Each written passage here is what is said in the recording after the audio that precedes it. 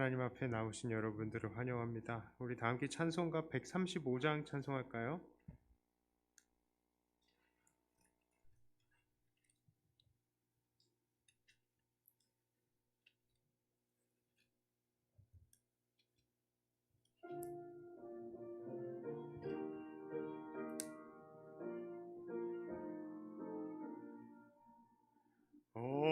어저께나 오늘이나 어느 때든지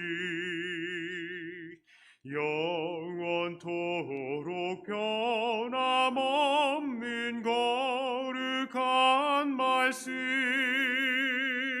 믿고 순종하는 이의 생명 되시며 한량없이 아름답고 기쁜 말일세 어저께나 오늘이나 영원 무궁히 한결같은 주 예수께 찬양합니다. 세상 지나고 변할지라도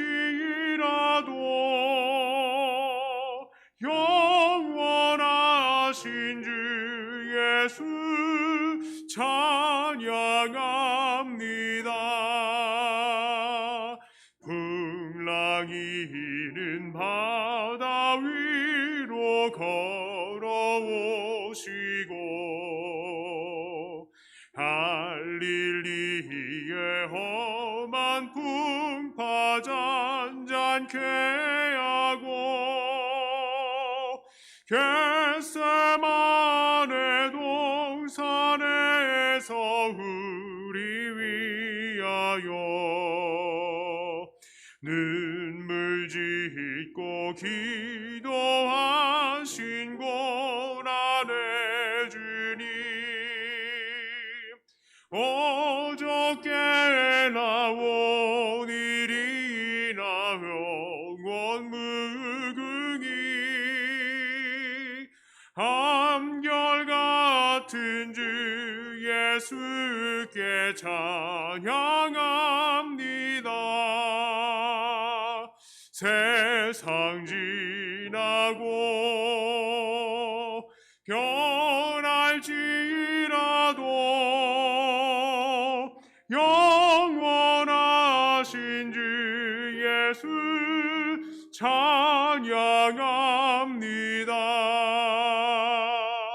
허물 많은 베드로를 용서하시고 의심 많은 도마에게 확신 주시고 사랑하는 그의 제자 가슴에 안고 부드러운 사랑으로 품어주셨네. 어저께나 오늘이나 영원 무궁히 한결같은 주 예수께 찬양합니다. 세상 지나고 변할지라도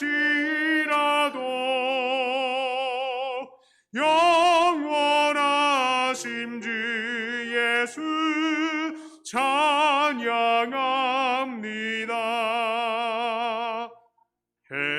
햇마오로 행하시던 주님 오늘도 한결같이 우리 곁에 함께 계시고 우리들을 영접하러 다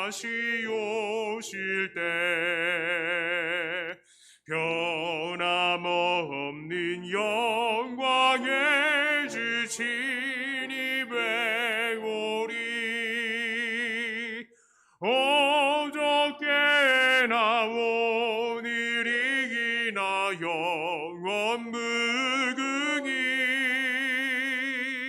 한결같은 주 예수께 찬양합니다.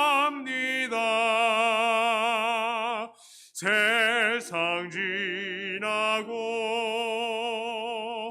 변할지라도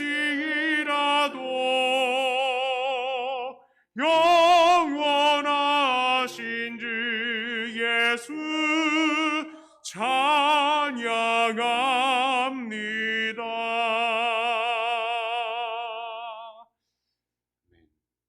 시간이 되었습니다. 우리 다 함께 일어나셔서 묵도하심으로 9월 19일 주일 오전 예배를 하나님께 올리도록 하겠습니다.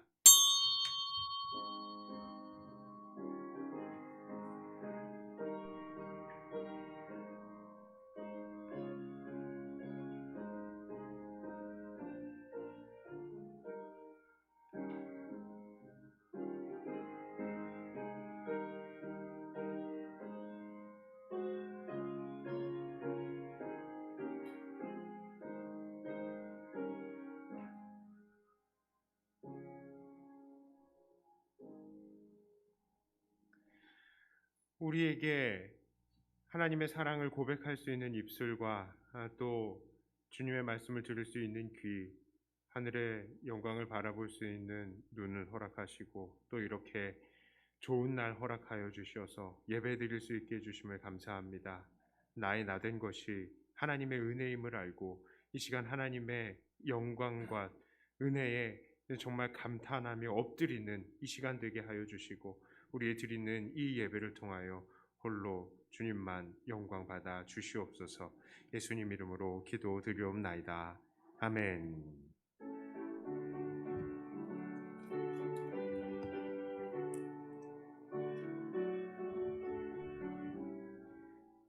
찬송으로 보답할 수 없는 큰 사랑, 주님께 영광 할렐루야. 형제 자매 모두 함께 모여 찬송해. 주님께 영광 할렐루야. 하나님의 자녀여 크게 찬송 부르며 밝고 거룩한 길로 기쁨으로 나아가 주의 보좌 앞으로 속히 들어가겠네. 주님께 영광 할렐루야. 우리 받은 주님 은혜 한량 없도다. 주님께 영광 할렐루야. 기쁜 찬송 부르면서 천국 가겠네. 주님께 영광 할렐루야. 하나님의 자녀여 크게 찬송 부르며 밝고 거룩한 길로 기쁨으로 나아가 주의 보좌 앞으로 속히 들어가겠네. 주님께 영광 할렐루야. 잠시 후에 우리 모두 주를 보겠네. 주님께 영광 할렐루야. 영광스런 보좌 위에 거룩하신 주 주님께 영광 할렐루야. 하나님의 자녀여 크게 찬송 부르며 밝고 거룩한 길로 기쁨으로 나아가 주의 보좌 앞으로 속히 들어가겠네. 주님께 영광 할렐루야. 만국 백성 천국에서 소리 높여서 주님께 영광 할렐루야. 영원토록 주의 공로 찬양하겠네. 주님께 영광 할렐루야. 하나님의 자녀여 크게 찬송 부르며 밝고 거룩한 길로 기쁨으로 나아가 주의 보좌 앞으로 속히 들어가겠네. 주님께 영광 할렐루야. 사도신경으로 우리의 신앙을 고백합니다. 전능하사 천지를 만드신 하나님 아버지를 내가 믿사오며 그 외아들 우리 주 예수 그리스도를 믿사오니 이는 성령으로 잉태하사 동정녀 마리아에게 나시고 본디오 빌라도에게 고난을 받으사 십자가에 못 박혀 죽으시고 장사한 지 사흘 만에 죽은 자 가운데서 다시 살아나시며 하늘에 오르사 전능하신 하나님 우편에 앉아 계시다가 저리로서 산 자와 죽은 자를 심판하러 오시리라. 성령을 믿사오며 거룩한 공회와 성도가 서로 교통하는 것과 죄를 사하여 주시는 것과 몸이 다시 사는 것과 영원히 사는 것을 믿사옵나이다. 아멘. 교동문 34번 시 81편입니다. 우리의 능력이 되시는 하나님을 향하여 기쁘게 노래하며 야곱의 하나님을 향하여 즐거이 소리칠지어다.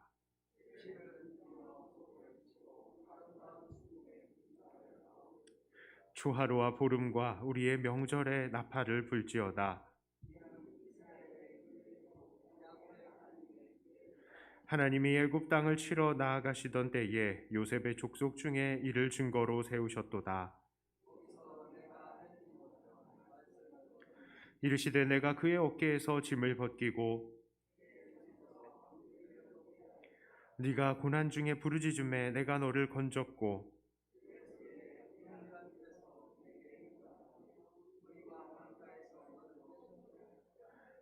내 백성이여 들으라. 내가 네게 증언하리라. 이스라엘이여 내게 듣기를 원하노라.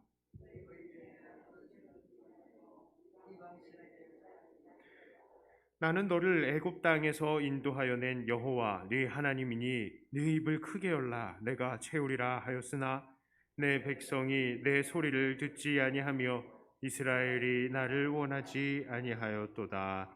아멘. 우리를 대표해서 윤상환 집사님 기도해 주시겠습니다.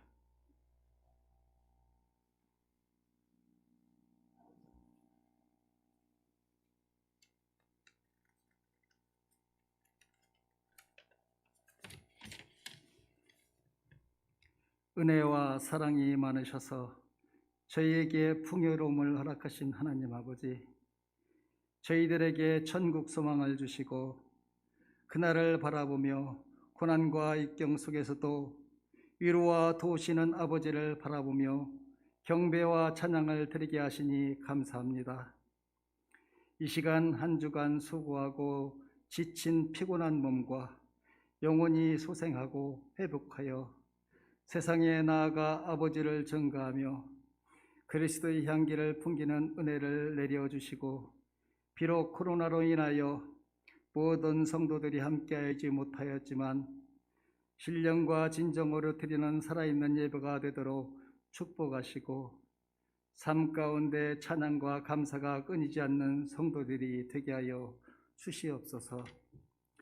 주님, 지난 한 주간 저희들이 삶 가운데 형제와 이웃에게 알게 모르게 상처를 주고 나는 안 그런 척, 나는 깨끗한 척 비방을 하였음을 고백합니다.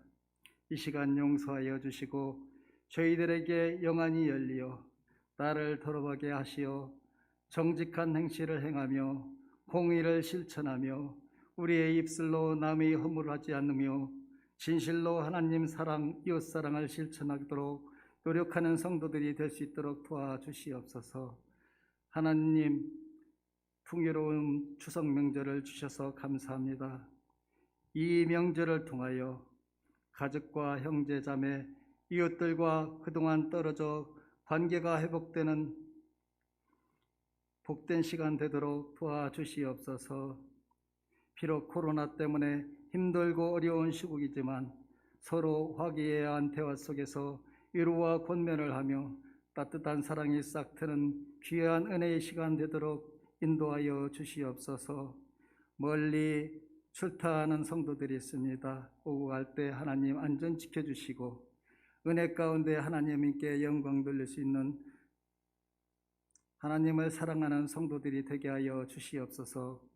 하나님, 이 나라를 긍휼히 여겨 주시옵소서. 나라가 어려울 때일수록 서로 힘을 보태어 이겨나가야 할 때입니다. 이 나라의 대통령을 중심으로 유정자들이 하나님을 두려워하고 국민을 두려워하는 정치인들 될 수 있도록 도와주시어 공의가 바로 서고 정의가 승리하는 이 나라 되게 하여 주시옵소서. 저희 백동교회를 예우대에 세워주시니 감사합니다.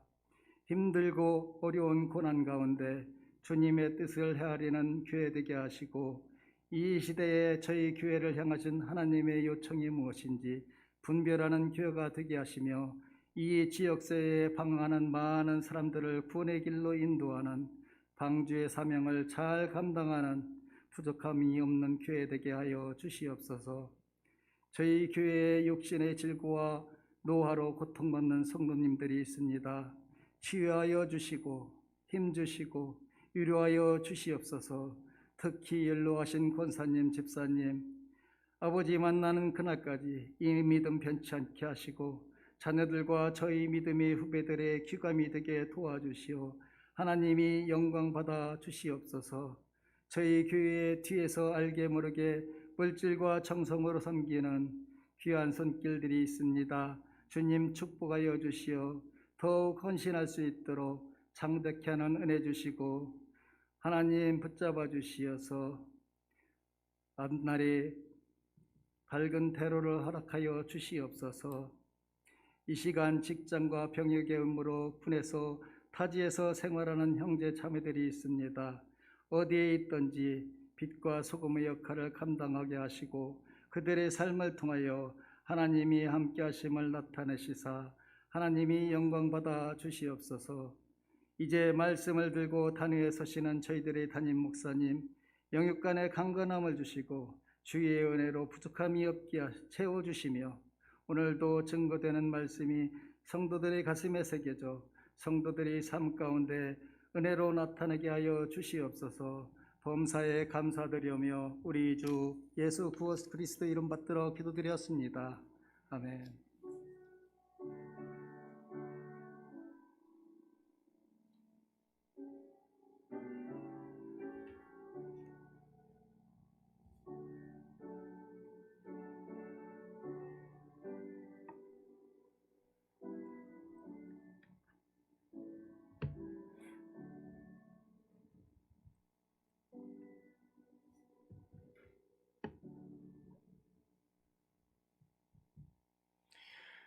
예, 교회 앞에 광고 말씀 올립니다. 아유, 여러분 성도님들 얼마나 보고 싶었는지 참 죄송합니다. 앞에서 제가 여러분들의 많은 심려를 끼쳐드린 거 죄송합니다. 제가 없는 동안에 양산시에서 아주 좋은 소식을 줬어요. 백신 인센티브를 이제 적용한다라고 했어요. 그래서 우리 지금 이 자리에 40% 만약에 인원이 있다 그러면은 한 40명 오셔도 되는데, 그런데 백신 접종을 2차까지 다 맞으셨다라고 하면은 그 40명에 포함이 안 된다라고 합니다. 그러니까 여기 근데 다 맞으셨잖아요. 그렇죠? 그러니까 여기 계시는 분들 말고도 각 가정에서 예배 드리시는 분들 이 자리에 나오셔도 된다라는 겁니다.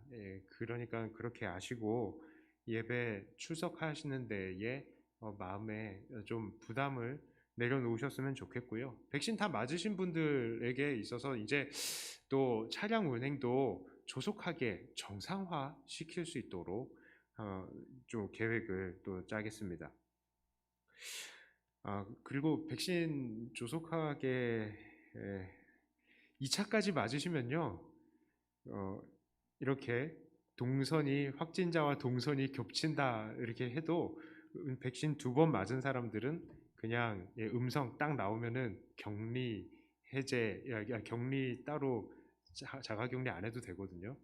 근데 제가 1차만 딱 맞은 바람에 자가격리를 당하게 됐었습니다. 그러니까 2차까지 무사히 다 맞으시기를 바랍니다.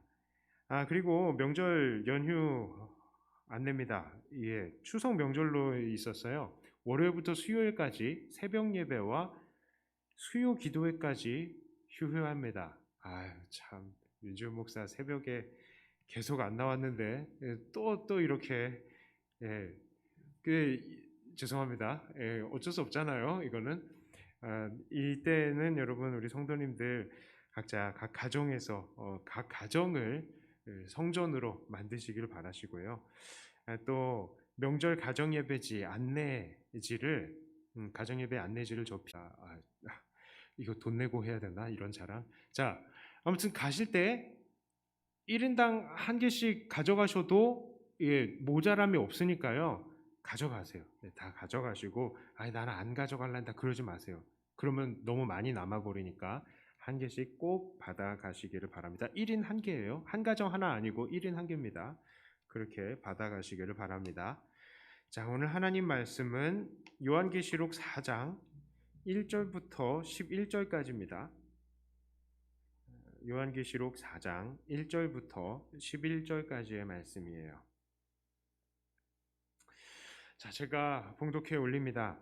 이 일 후에 내가 보니 하늘에 열린 문이 있는데 내가 들은 바 처음에 내게 말하던 나팔 소리 같은 그 음성이 이르되 이리로 올라오라.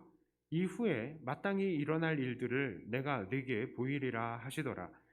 내가 곧 성령에 감동되었더니 보라, 하늘에 보좌를 베풀었고 그 보좌 위에 앉으신 이가 있는데 앉으신 이의 모양이 벼곡과 홍보석 같고 또 무지개가 있어 보좌에 둘렀는데 그 모양이 녹보석 같더라. 또 보좌에 둘러 24보좌들이 있고 그 보좌들 위에 24장로들이 흰 옷을 입고 머리에 금관을 쓰고 앉았더라. 보좌로부터 번개와 음성과 우레소리가 나고 보좌 앞에 켠 등불 7이 있으니 이는 하나님의 7 영이라. 보좌 앞에 수정과 같은 유리 바다가 있고 보좌 가운데와 보좌 주위에 4 생물이 있는데 앞뒤에 눈들이 가득하더라. 그 첫째 생물은 사자 같고 그 둘째 생물은 송아지 같고 그 셋째 생물은 얼굴이 사람 같고 그 넷째 생물은 날아가는 독수리 같은데 4 생물은 각각 6 날개를 가졌고 그 안과 주위에는 눈들이 가득하더라. 그들이 밤낮 쉬지 않고 이르기를 거룩하다, 거룩하다, 거룩하다. 주 하나님 곧 전능하신 이여 전에도 계셨고 이제도 계시고 장차 오실 이시라 하고 그 생물들이 보좌에 앉으사 세세토록 살아계시는 이에게 영광과 존귀와 감사를 돌릴 때에 24장로들이 보좌에 앉으신 이 앞에 엎드려 세세토록 살아계시는 이에게 경배하고 자기의 관을 보좌 앞에 드리며 이르되 우리 주 하나님이여 영광과 존귀와 권능을 받으시는 것이 합당하오니 주께서 만물을 지으신지라 만물이 주의 뜻대로 있었고 또 지으심을 받았나이다 하더라. 아멘. 기도합니다. 하나님 아버지, 하나님의 말씀을 들고 섰습니다.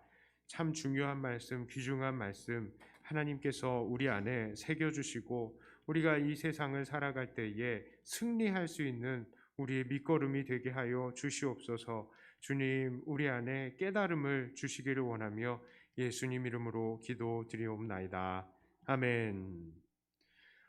지금까지 우리들은 7 교회를 향하신 주님의 이 말씀들을 차례대로 돌아보았습니다.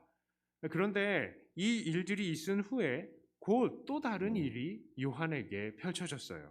1절을 보니까 이 일 후에 내가 보니 하늘에 열린 문이 있는데 내가 들은 바 처음에 내게 말하던 나팔 소리 같은 그 음성이 이르되 이리로 올라오라. 이후에 마땅히 일어날 일들을 내가 네게 보이리라 하시더라. 자, 이제 요한은 하늘에 열린 문을 보았습니다. 요한을 그 하늘의 문 뒤로 초청을 합니다. 자, 그러면서 이제는 장차 일어날 일들에 대해서 보여주신다라고 하죠. 이것이 참 주목할 말씀입니다. 주님께서는 처음에 1장에서 요한을 부르시면서 19절에 뭐라고 얘기하셨어요? 그러므로 네가 본 것과 지금 있는 일과 장차 될 일을 기록하라라고 하셨는데 그 말씀대로 지금까지 요한은 주님이 어떠한 분이신지를 보았고요. 또한 지금 현재 교회의 모습들을 보았습니다. 그리고 이제는 주님은 요한을 하늘의 열린 문으로 불러들여서 장차 일어날 일들에 대해서 보여주신다라고 하는 것이죠. 그런데 그 문을 지나서 요한이 본 것은 무엇입니까? 사실 요한은 많은 것들을 보고 설명을 하고 있어요. 그래서 이것을 일일이 다 하나씩 의미를 설명을 하면 좋겠지만 그 설명하는 모든 것들이 사실은 가르치는 게 있습니다. 그것은 바로 이 오늘 본문의 핵심은 바로 하늘에 베풀어진 보좌라는 거예요. 그게 모두 보좌를 설명하기 위해서 양념 같은 말로 이 4장이 다 채워져 있는 겁니다. 그리고 우리가 계속 요한계시록을 보면 알겠지만 이후에 벌어지는 일들은 모든 일들은 결국에는 보좌와 다 관련이 있는 것을 알 수 있어요. 자, 그렇다면 이 보좌는 무엇을 말을 하는 것입니까? 보좌가 뭐죠? 왕이 앉는 의자입니다. 왕이 앉는 의자. 왕이 놀기 위해서 만들어 놓은 의자가 아니죠. 바로 이 보좌에서 통치하고 명령을 내리기 위해서 이 만들어 놓은 게 바로 이 보좌예요. 즉 이 보좌는 통치자의 권위의 상징이다는 것입니다. 또한 이 보좌는 무엇을 하는 곳입니까? 심판을 하는 곳이죠. 시편 9편 4절에 이렇게 말해요. 주께서 나의 의와 송사를 변호하셨으며 보좌에 앉으사 의롭게 심판하셨나이다. 보좌는 심판도 한다고요. 그렇다면 이제 우리는 이 본격적으로 우리 요한이 본 보좌는 그러면 무엇인가에 대해서 한번 나누어 보도록 하겠습니다. 자, 첫째로 이 보좌는 어떠한 보좌입니까? 바로 주님, 예수님이 앉아 계신 보좌입니다. 3절에 이렇게 말씀하세요. 앉으신 이의 모양이 벽옥과 홍보석 같고 또 무지개가 있어 보좌에 둘렀는데 그 모양이 녹보석 같더라. 자, 오늘 본문을 보니까 앉으신 이의 모양이 벽옥과 홍보석 같다라고 말을 합니다. 여기서 벽옥과 홍보석 같다고 말하는데 이것은 벌써부터 심상치 않은 묘사예요. 이 벽옥과 홍보석의 색깔이 무엇이냐? 바로 붉은색입니다. 붉은색. 보석 좋아하시는 분들은 딱 아실 텐데 벽옥. 이 벽옥은 야스퍼라고도 해요. 영어로 하면 야스퍼라고 하는데 물론 옥색의 돌 색깔이 있기는 하지만 이건 거의 드물고 주로 붉은색이 많이 유통이 됩니다. 붉은색이 상징하는 게 뭐죠? 바로 예수님의 피인 거예요. 자, 그러니까 이 보좌에 앉으신 이는 예수님의 말씀을 하는 겁니다. 자, 그런데 이 해석이 너무나 이 색깔 가지고 너무 그냥 금세 짜맞추는 거 아니야? 이렇게 생각하신다면 조금 더 자세한 해석을 드릴게요. 자, 원문을 보면 여기 보좌에 있는 벽옥과 홍보석의 단어들을 번역할 때에 정말로 결정적인 단어 하나가 이제 좀 모호하게 번역이 되어 있습니다. 그것은 무엇이냐면요, 돌이라는 단어가 정확하게 있다는 거예요. 보석이라고 되어 있는데요. 보석은 뭐예요? 보배로운 돌이잖아요, 그렇죠? 그런데 이 돌이라는 말이 정확하게 원래 써 있다는 거예요. 돌. 자, 그러니까 원문에 이 앉으신 이가 벽옥과 홍보석 같은데 이 본질이 돌이라는 거죠. 그런데 이 돌이 무엇을 상징합니까? 성경의 많은 부분에서 이 돌이 예수님을 상징하는 것을 볼 수 있어요. 다만 특별히 주목해 볼 것은 다니엘서의 말씀입니다. 요즘에 새벽에 다니엘서 싹 지나가고 지금 호세아 하고 있는데 어찌나 정말 타이밍이 정확한지 내가 일부러 그러려고 그런 거 아닌데 이렇게 딱딱 맞춰주셨어요. 다니엘서 우리가 지난 몇 주 동안 봤어요. 다니엘서 2장 34절과 35절에 이렇게 말합니다. 또 왕이 보신즉 손대지 아니한 돌이 나와서 신상의 쇠와 진흙의 발을 쳐서 부러뜨리매 그때에 쇠와 진흙과 놋과 은과 금이 다 부서져 여름 타작마당에 겨같이 되어 바람에 불려간 곳이 없었고 부상을 친 돌은 태산을 이루어 온 세계에 가득하였나이다. 자, 이거는 다니엘 시절에 느부갓네살 왕이 꿈을 꾸었는데요. 이게 바로 세계의 운명에 관한 예언적인 꿈이었습니다. 그런데 이 모든 역사 속에서 융성했던 나라들의 끝에 나와요. 바벨론이 나오고요. 이 상의 이 얘기들, 상을 상징하는 것들이 바벨론이었고, 또 그 다음에 메데 바사였고, 메데 바사 다음에는 헬라 제국이었고, 헬라 제국 다음에는 로마였고, 로마 다음에는 예수님의 나라가 딱 나온다. 그것을 꿈으로, 하나님의 나라가 나타난다는 것을 꿈으로 딱 꾸고 그것을 다니엘이 해석을 해줬어요. 자, 그런데 맨 마지막에 결국에는 손대지 않은 돌, 이 손대지 않은 돌이 나타나서 그 나라를 꽝 무너뜨리고, 신상을 꽝 무너뜨리고 영원한 하나님의 나라를 세울 것이다, 이렇게 예언을 했는데요. 여기서 손대지 않은 돌이라는 단어예요. 요거 예전의 성경에는 뜨인 돌이라고 번역이 돼 있어요. 뜨인 돌, 이걸 직역을 하면요, 아주 예리하고 정확하게 떠내지되 사람의 손으로 한 것 같지 않게 아주 정확하게 예리하게 떼어내진 돌이라는 겁니다. 그러니까 구약의 이 예언은 이 뜨인 돌 대신 예수님께서 모든 인류의 역사를 끝내시고 새로운 영원한 하나님의 나라를 세우신다라는 거예요. 자, 그렇다면 오늘 보좌에 있는 돌, 벽옥과 홍만호와 같은 이 돌, 이 보석 뭡니까? 바로 우리를 위해서 십자가에 달려서 피를 흘리신 예수님을 상징하는 거예요. 그리고 또 이 전반적으로 그렇잖아요. 모든 성도들이 나와서 예수님 앞에 엎드리고 고백하는 그 내용도 다 예수님에 관한 이야기를 하는 겁니다. 예. 그래요. 이 보좌는 누가 앉으신 보좌예요? 우리 주님이 앉으신 보좌인 것입니다. 자, 두 번째, 이 보좌의 두 번째 특징은 바로 이 보좌의 둘레에는 24개의 보좌가 있다는 거예요.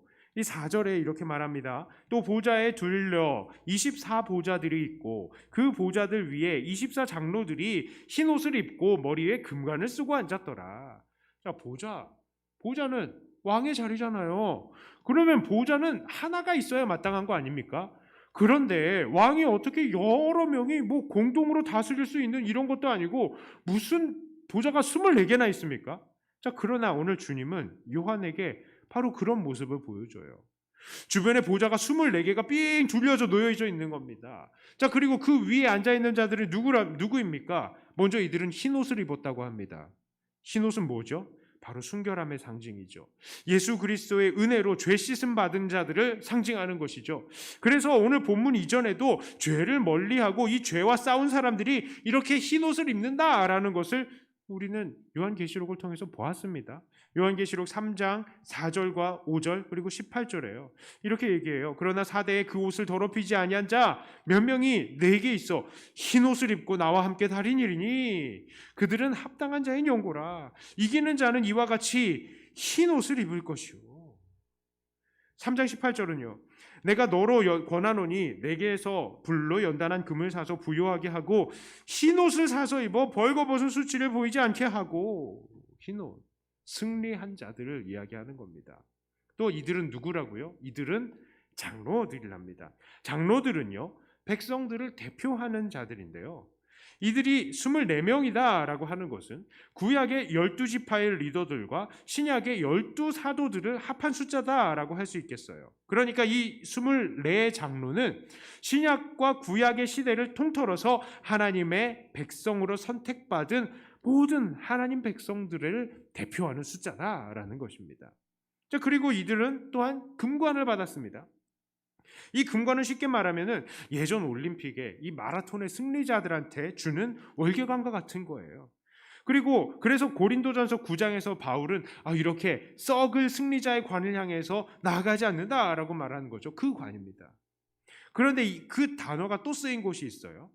바로 예수님께서 받으신 가시면류관이었습니다. 가시면류관.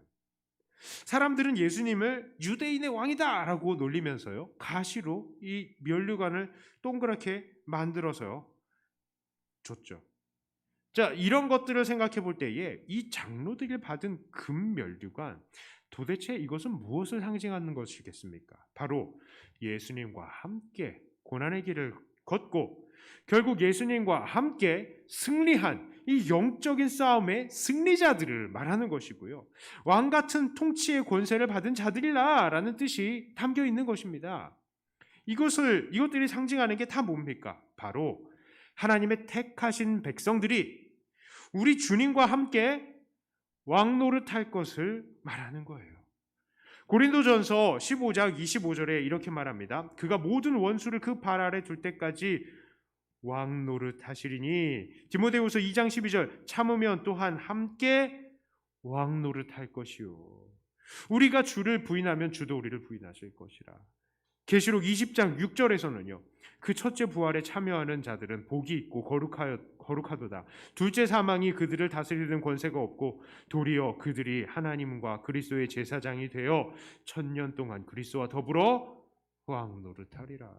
22장 5절이요. 다시 밤이 없겠고 등불과 햇빛이 쓸데없으니 이는 주 하나님이 그들에게 빛이심이라. 그들이 세세토록 왕노릇하리라. 왕노릇. 그렇습니다. 우리들 하나님의 택한 백성들은 장차 우리 주님과 함께 하늘에서 왕노릇 할 것입니다. 이것은 예전부터 약속이 되어 있던 말씀이에요. 그렇다고 이 말씀을 우리가 교만하게 우리 주님이나 나나 다 왕노릇하네, 우리가 주님과 동급이 될 수 있다는 것은 아니죠. 그래서 오늘 본문 10절, 11절에서도 이렇게 말해요. 24 장로들이 어떻게 합니까? 그 면류관을 다 주님께 던져드리고 엎드려서 고백하잖아요. 주 우리 하나님이여 영광과 존귀와 권능을 받으시는 것이 합당하오니 주께서 만물을 지으신지라 만물이 주의 뜻대로 있었고 또 지으심을 받았나이다 하더라. 그렇습니다. 그러나 어쨌든 오늘 본문에서 이 24보좌 의미하는 게 무엇이겠습니까? 바로 우리가 주님과 함께 왕노릇을 하는 하늘 보좌의 중요 일원들이 된다는 거예요. 그런데 저 보좌는 24개밖에 안 되는데 나는 아무래도 안 되겠어. 경쟁률이 너무 높네. 이렇게 생각하지 마시길 바랍니다. 이 24개의 보좌란 택함 받은 사람들의 숫자이죠. 딱 24명만 통치한다는 걸 의미하는 게 아니에요.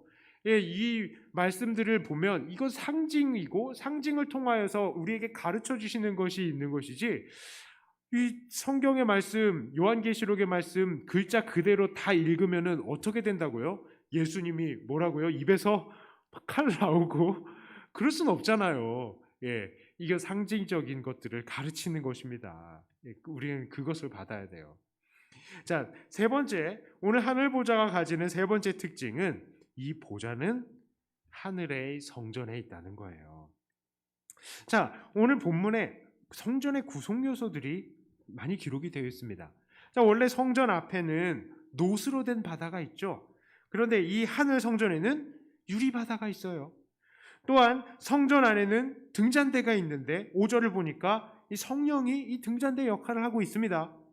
그리고 성전 지성소의 언약궤는 언약궤 위에 그룹 둘, 그리고 언약궤 양옆에 그룹 둘, 총 그룹이 넷이 있었는데요. 네 천사가 있는데 오늘 보좌 주위에도 천사가 네 생물로 서 있는 거예요.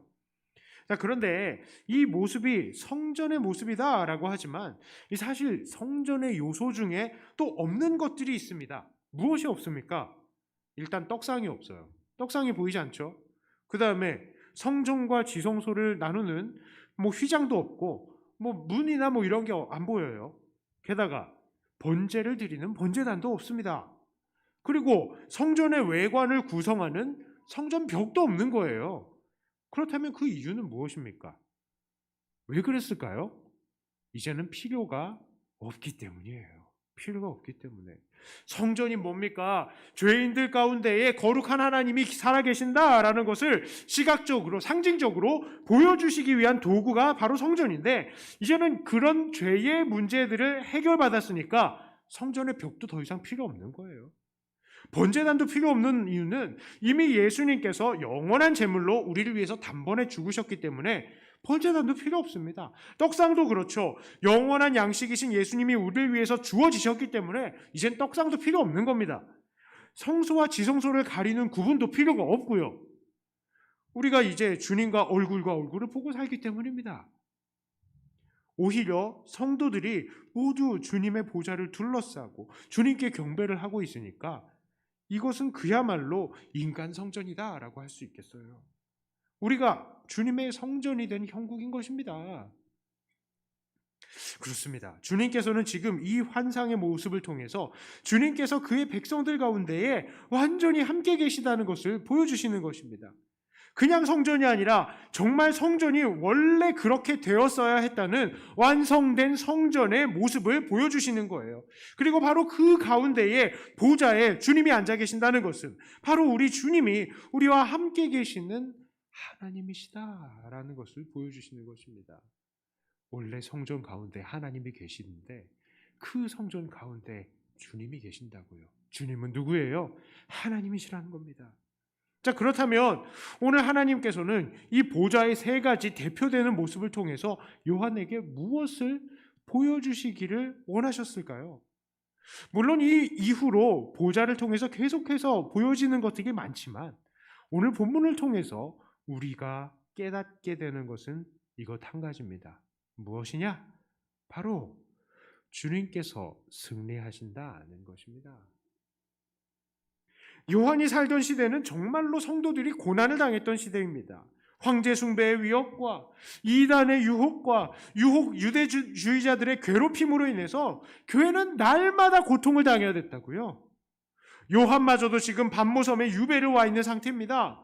교회는 지도자를 빼앗겨야 했고 지도자인 요한도 성도들을 두고 노심초사하고 있는 거예요. 그런데 이런 상태의 성도들이 하나님께 올리는 기도에 하나님께서는 열린 문으로 응답을 해주시면서 장래의 일을 보여주시겠다 하셨는데 그때 요한이 바로 가장 먼저 본 것이 하늘에 주님이 앉아 계신 거예요. 하늘 보좌에. 하늘 보좌에 앉으신 주님은 세상의 역사를 끝내시고 이제 하나님의 영원한 왕국을 시작하실 뜨인 돌과 같은 주님이시고 성도들에게 영광스러운 왕권을 나눠주실 왕이시고 성전의 한가운데에 앉아 계신 하나님이시다. 그것을 가르치신 것입니다. 그러니 고난받는 모든 성도들은 바로 이 보좌 위에 앉으신 주님을 바라보며 소망을 품고 다시 일어서야 한다는 것입니다. 오늘날 이 세상을 살아가는 우리 믿는 자들도 마찬가지예요.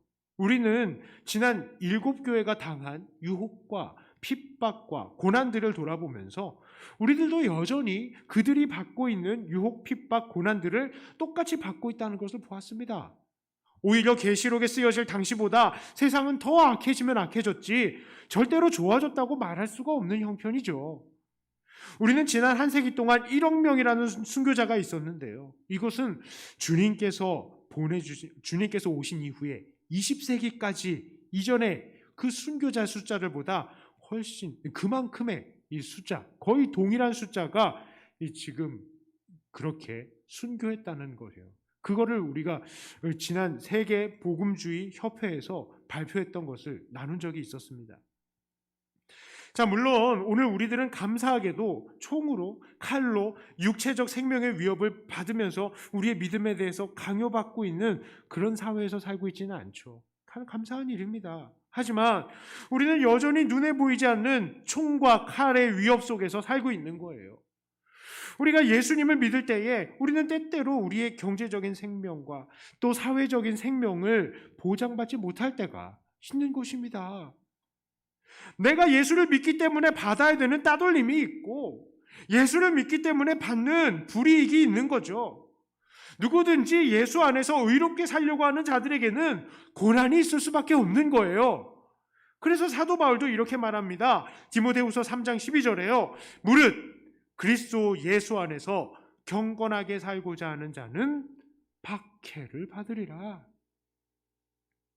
그런데 이렇게 예수 안에서 경건하게 살려고 하며 박해를 받는 자들, 그래서 고통으로 신음하며 하나님을 향해 부르짖는 우리들에게 오늘도 주님은 그 보좌를 보여주시는 겁니다. 그리고 주님이 승리하시고 다스리시고 심판하실 것을 보여주십니다. 그리고 우리 주님께서 하나님으로서 영원히 그 백성들을 다스리시며 그 보좌의 권위와 능력을 우리들에게도 나눠주시는 것을 보여주시는 거예요. 오늘 우리는 바로 그것을 소망하면서 살아야 하는 것입니다. 우리는 비록 이 땅에서 주님을 위해서 살면서 고난을 받지만 결국 하나님이신 주님과 함께 이 세상을 다스리는 영화로운 자리에 초대받게 될 것입니다. 그러므로 오늘도 고통 속에서 이 하늘의 소망을 품고 매일매일 승리하시는 저와 여러분들이 되시기를 축복합니다. 그런데 여기에 한 가지 더 높아심으로 말씀드리고 싶은 것이 있습니다. 그것은 우리 자신은 하나님 앞에 어떠한 자들인지 다시 한번 심각하게 고민해 봐야 된다는 거예요. 나는 하나님 앞에 어떤 자인지. 말씀을 결론을 맺을 지금 이 시점쯤이 되면 우리는 이 말씀 앞에서 우리가 정말로 어떤 사람인지를 판단할 수 있게 됩니다. 이게 무슨 말입니까? 오늘 이렇게 승리하신 주님의 보좌를 바라보면서 어떤 사람이 소망을 갖는가요? 주님이 영광스럽게 앉아 계세요. 세계 역사를 끝내신대요. 우리들에게 이 권세를, 통치의 권세를 나눠주신대요. 그리고 주님은 하나님이셨어요. 자, 그런데 그걸 보고 어떤 사람이 소망을 갖느냐라는 겁니다. 정말로 매일 주님을 위해서 살면서 이 세상 속에서 힘겨운 싸움을 싸우는 자들이 그런 주님을 소망하지, 이 세상이 정말로 짝하고 이 세상을 즐거워하고 하늘의 주님에 대해서 전혀 상관이 없이 살아가는 사람들은 이런 주님의 모습을 보고도 아무런 마음에 감동이 없는 겁니다. 정말 매일매일 삶 속에서 주님 때문에 많은 고난을 받고 세상 속에서 멸시와 핍박을 받은 자들은 이러한 천국의 소망이 주어졌을 때 저게 나의 미래이구나, 이것을 기쁨으로 받아들이고 소망으로 받아들이고 이 소망을 꿈꿀 거예요. 그리고 이 소망을 향해서 매일 힘을 얻어내며 달려갈 것입니다. 자, 그런데 만일 이 보좌의 환상에 대해서 읽고 또 그 해석에 대해서 들었지만 내 마음에 아무런 감흥이 없는 자들이라면 그 사람들은 어떤 사람일까요? 아마도 매일 주님으로 인해서 받는 고난이 전혀 없는 사람일 것입니다. 이 세상을 살아도 그냥 세상과 버타면서 세상의 빛과 소금의 역할을 나타내지 않고 있으니 이 세상 속에서 아무런 고난을 받지 않고 있는 그런 것입니다. 그러니 이 세상이 전혀 괴롭지 않아요. 즐거워요. 그저 이 땅에서 잘 먹고 잘 사는 것이 만족스러운 겁니다. 그래서 장차 우리들에게 다가올 이런 영화로운 장면을 봐도 아무런 감흥이 없는 거예요. 왜? 지금 살고 있는 게 더 좋아 보이는데 뭐. 지금도 불편함 없는데 뭐. 지금도 갖고 싶은 거 다 갖고 지금도 하고 싶은 거 다 하는데 뭐. 천국이 전혀 소망이 되지 않아요. 혹시 오늘 우리들은 어떤 자들입니까? 주님께서 소망의 문을 열어주셨는데 마음속에 아무런 기쁨이나 소망의 감정이 들고 있지 않는 그런 무감각한 사람들은 아닌 것입니까? 그렇다면 우리들은 심각하게 우리를 다시 돌아보아야 한다고요. 나는 왜 이렇게 장래의 영화로운 모습을 보고도 아무렇지도 않지? 내가 오늘날 믿는 자로서 당하는 이 고난이 없는 거 아닌가? 우리는 우리를 심각하게 돌아봐야 된다고요. 그리고 내가 정말로 바뀌어야 할 부분은 무엇인지, 그리고 그동안에 믿는 자로서 하지 못하고 있었던 것은 무엇인지, 내가 잃어버린 어디서 떨어진 부분은 없는지 돌아보아야 되고 내 첫사랑을 회복해야 하는 것입니다. 내가 애써 외면하고 눈 감고 지나치고 있었던 이 하나님의 영광을 가리고 있는 그런 부분들이 없었는지 얼른 찾아보고 우리는 회복해야 되는 거예요. 이제 말씀을 마무리하겠습니다. 오늘 주님께서는 고통당하는 성도들에게 하늘의 보좌를 보여주셨어요. 이것은 바로 주님께서 승리하셨다는 것과 주님께서 우리에게 그 권세를 나눠주신다는 것과 또한 하나님으로서 우리와 영원히 함께 거하신다는 것을 알려주신 것입니다. 그러므로 오늘 우리들은 어떤 삶을 살아야 합니까? 우리가 장차 그런 영화로운 상태에 들어갈 것을 믿고 오늘도 주 안에서 경건한 삶을 살아야 할 것입니다. 비록 오늘도 고통 속에서 살고 있지만 결국 이 믿음의 싸움 끝에서는 하나님의 놀라운 영광이 우리에게 주어질 것을 믿으며 날마다 이 소망을 가지고 세상을 이겨내시는 사랑하는 저와 여러분들, 우리 백동교회 성도님들이 다 되시기를 주님의 이름으로 축복합니다. 기도합니다. 하나님, 오늘 보좌에 계신 주님의 모습, 영광스러운 모습을 보았습니다. 주님은 이 세계의 역사를 주관하시고 우리에게 영원한 통치권을 주시고 또 우리 안에 영원히 거하시는 하나님이심을 우리가 다시 한번 보았습니다. 우리가 이 사실을 깨닫고 이것을 소망하며 우리 소망을 따라서 이 험한 세상을 싸우며 이기는 자들이 되게 하여 주시옵소서. 비록 우리의 눈에 보이는 것 없다 할지라도 우리에게 믿음의 눈 허락하시고 오늘도 그 열린 문 너머에 앉아 계시는 주님을 오늘도 바라보고 이 세상을 이겨나가는 우리들이 되게 하여 주시옵소서. 감사드리며 우리 주 예수님 이름으로 기도드리옵나이다. 아멘. 찬송가 249장 찬송하시면서 준비하신 헌금 하나님께 올리도록 하겠습니다.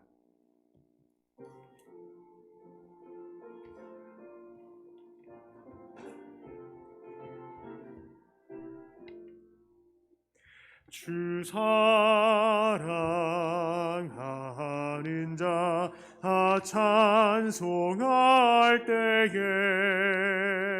그 보좌 앞에 둘러서 그 보좌 앞에 둘러서 큰 영광 돌리세 큰 영광 돌리세 저 밝고도 묘한 시온 성 향하여 가세 내 주의 찬란한 성에 찬송하며 올라가세 주 믿지 않는 자 다 찬송 못하나 하나님 자녀 된 자들 하나님 자녀 된 자들 그 기쁨 전하세 그 기쁨 전하세 저 밝고도 묘한 시온 성 향하여 가세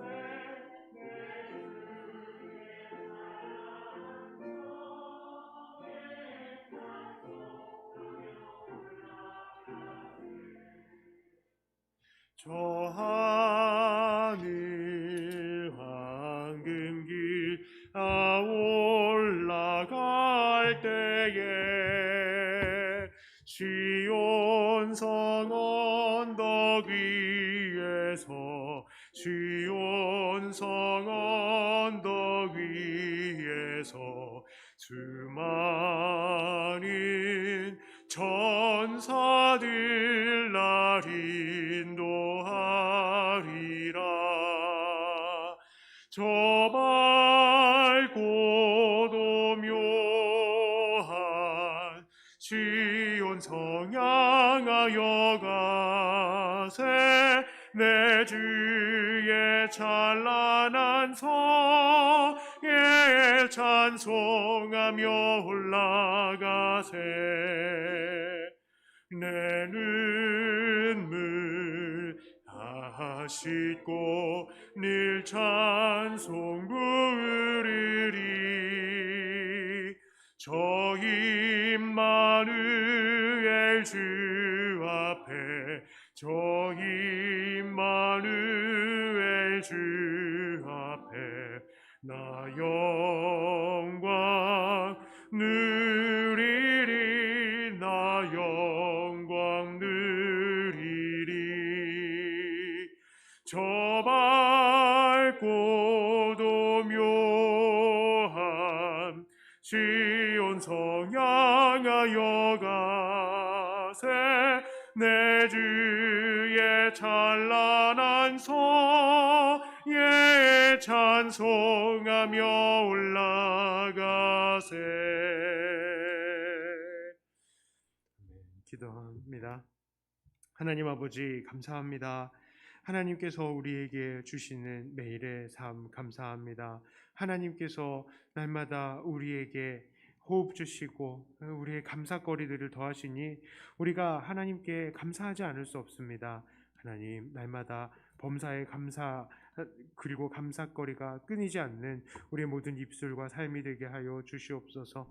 특별히 명절을 다가오며 하나님 앞에 또 물질을 올렸습니다. 하나님 풍성한 명절 되고 온 가족들 자녀들이 주 안에서 복되며 예수 그리스도의 은혜로 하나 되는 모든 명절들 되게 하여 주시고, 혹시 우상 숭배의 자리에 가까이 하야 되는 성도들이 있습니까? 하나님 모든 것들 지켜주시고 모든 사람의 마음을 지켜주시어서 주님 우리의 신앙을 지키는 것이 그들에게 정말 좋은 본으로 남아 있게 하여 주시고, 이것을 통하여서 이들이 오히려 예수님을 믿을 수 있는 계기들이 일어나게 하여 주시옵소서. 10분의 1을 구분해 드린 손길들 하나님께서 기억하시고, 하나님 이 물질의 헌신을 하나님께서 아시오니 그들의 삶도 세상 속에서 구분이 되어지고 세상에서 빛과 소금으로 하나님의 보석과 같은 삶으로 살아가는 이들이 되게 하여 주시옵소서. 건축헌금, 선교헌금, 구제헌금, 주일 헌금 하나님 앞에 각종의 제목으로 물질을 올립니다. 하나님 이것들을 받으시고 이것들을 통하여 주의 복음이 증거되고 교회들이 일어나게 하여 주시고 온 땅에 정말 예수 그리스도의 복음으로 새로워지는 사람들이 더 많이 일어서게 하여 주시옵소서. 감사드리며 우리 주 예수님 이름으로 기도드리옵나이다. 아멘. 한 번 더 기도합니다. 이제는 우리 주 예수 그리스도의 은총과 아버지 하나님의 사랑하심과 성령님의 위로, 감동, 교통하심이 오늘도 열린 문 너머에 보좌에 앉으신 주님을 바라보고 이 험한 세상을 이겨낼 힘을 얻는 주님, 그리고 늘 이 세상을 주님과 함께 다스리고 승리할 것을 바라보고 나아가는 주님의 모든 성도들 위해 이제로부터 영원토록 함께 있을지어다. 아멘.